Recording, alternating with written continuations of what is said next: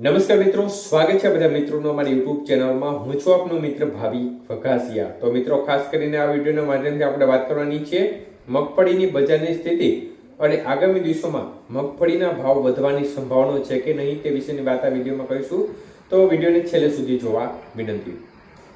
તો મિત્રો, ખાસ કરીને આ વખતે સ્થિતિ જોવા જઈએ તો 2024ના સિઝન દરમિયાન કપાસવાળા વિસ્તારમાં પણ મગફળીના વાવેતરમાં વધારો થયો હતો, પરંતુ પાછોતરા વરસાદને કારણે ચોક્કસપણે મગફળીના પાકમાં વ્યાપક પ્રમાણમાં નુકસાન પણ જોવા મળ્યું હતું, પરંતુ એની સામે ઉત્પાદન પણ ચોક્કસપણે આ વર્ષે વધ્યું છે।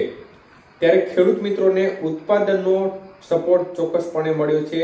મગફળીની બજારમાં ઉત્પાદનના સારા એવા ઉતારા જોવા મળે છે અને આનો સપોર્ટ ખેડૂતોને મળ્યો છે, પરંતુ તેની સામે બજારનો સપોર્ટ નથી મળ્યો, કારણ કે ગત વર્ષ કરતા આ વખતે બજાર છે તે પ્રતિ મણે 300 થી 400 રૂપિયા જેટલી ઢીલી જોવા મળી રહી છે અને મુખ્યત્વે 900 થી લઈને 1300 રૂપિયા પ્રતિ મણે વેપાર થઈ રહ્યા છે માર્કેટિંગ યાર્ડોમાં।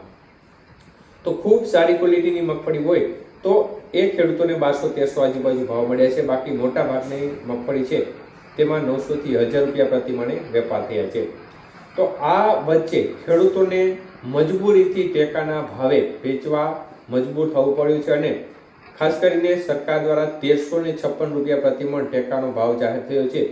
તો એ ભાવે ઘણા ખરા ખેડૂત મિત્રોએ ટેકાના ભાવે મગફળી વેચવી પડી છે। એનું મુખ્ય કારણ છે કે બજાર છે તે ટેકાના ભાવથી ખૂબ જ નીચે જતી રહી હતી।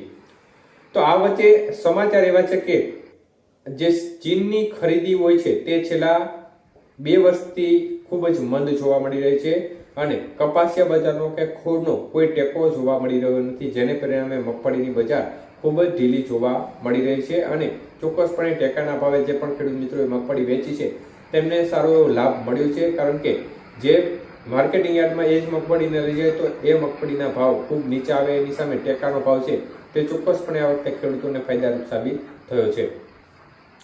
તો આ વચ્ચે આગામી દિવસોમાં મગફળીના ભાવ વધી શકે છે નહીં તે વિશેની વાત કરીએ તો મિત્રો, આ વખતે ઉત્પાદનની સ્થિતિ જોવા જઈએ તો ખૂબ જ મોટા પ્રમાણમાં ઉત્પાદન થયું છે અને સરકારે ટેકાના ભાવે મગફળી ખરીદવાનો લક્ષ્યાંક 11.27 લાખ ટનનો છે અને આ ખરીદીના લક્ષ્યાંક સામે અત્યાર સુધીમાં સરકારે 8 લાખથી લઈ અને 9 લાખ ટન જેટલી મગફળીની ખરીદી કરી છે અને હવે આવતી 9 ફેબ્રુઆરી 2025 સુધી મગફળીની ખરીદી કરશે અને ત્યારબાદ ટેકાના ભાવે મગફળીની ખરીદી બંધ થશે। એટલે હવે ટૂંક સમયમાં મગફળીની ખરીદી ટેકાના ભાવે બંધ થશે। તો ત્યાં સુધીમાં લગભગ લક્ષ્યાંક નજીક સરકાર પહોંચી જશે, ટેકાના ભાવે જે લક્ષ્યાંક રાખે છે તે નજીક।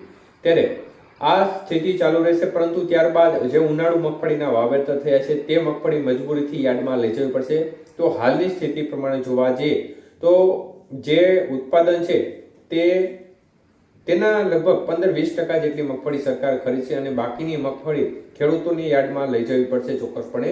ત્યારે આગામી દિવસોમાં મગફળીની બજારમાં ખાસ કોઈ મોટો સુધારો આવે તેવા સંજોગો હાલ જણાઈ રહ્યા નથી।